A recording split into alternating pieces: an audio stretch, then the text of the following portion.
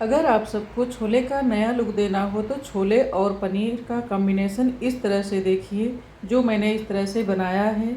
ये बहुत ही स्वादिष्ट और लजीज डिश बना है। इस छोले को हमने आज नया लुक दिया है, जिससे खाने में भी बहुत स्वादिष्ट है और देखने में तो है ही है।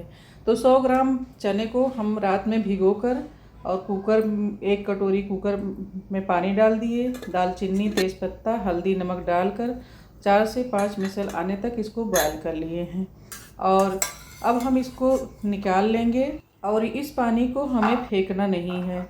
और इसी पानी में हमने ब्रोकली को काट कर रख लिया था और उसको भी इसी में डालकर 1 से 2 बॉयल कर लेंगे। जैसे ही बॉयल होगा हम ब्रोकली को भी निकाल लेंगे और इसी तरह से ये ब्रोकली हमारी बॉयल हो गई है।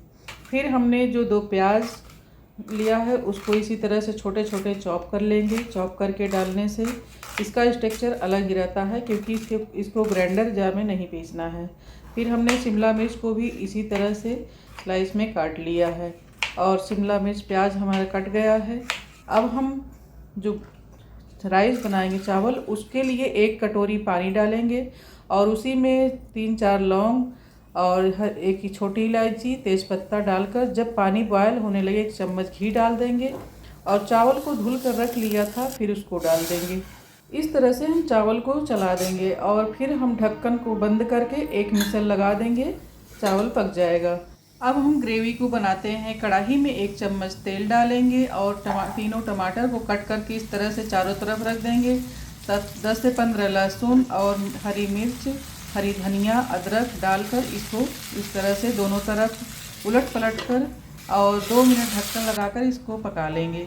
अब इसको हम ठंडा करने के लिए निकाल देंगे। इसके छिलके भी इस तरह से हटा देंगे और फिर हम इसको ठंडा करके और सारे मसालों को इसी तरह से ठंडा कर लिया है। अब इनको हम इस तरह से ग्राइंडर जार में डाल देंगे और फिर हम 100 ग्राम पनीर इसी में तोड़कर डाल दिए और फिर नमक डाल दिए और कश्मीरी लाल मिर्च पाउडर डाल दिए। 10 से 12 काजू, एक आधा कप पानी डालकर इनको ब्लेंड कर लिए।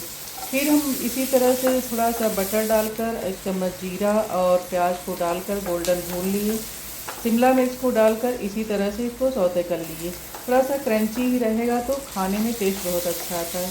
फिर पनीर को हम इसी तरह डालकर इसमें थोड़ा सा भून लेंगे। फिर हम ब्रोकली को भी इसी तरह से भून लिए। इसी तरह से इसको थोड़ा सौते करके अब इसी में हम 1 चम्मच गरम मसाला डालेंगे जो घर का कूटा हुआ है। थोड़ा सा हमने ऑरिगेनो डाल दिया है। फिर मैंने जो बॉयल छोले रखा था उसको भी इसी तरह डालकर सबको अच्छी तरह से मिक्स कर देंगे।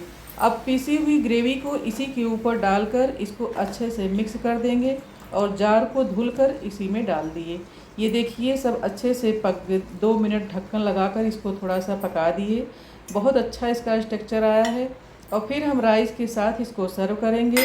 वीडियो रेसिपी अच्छी लगे तो लाइक और शेयर करिएगा। अभी तक हमारा चैनल आपने सब्सक्राइब नहीं किया है तो प्लीज़ सब्सक्राइब ज़रूर करिएगा।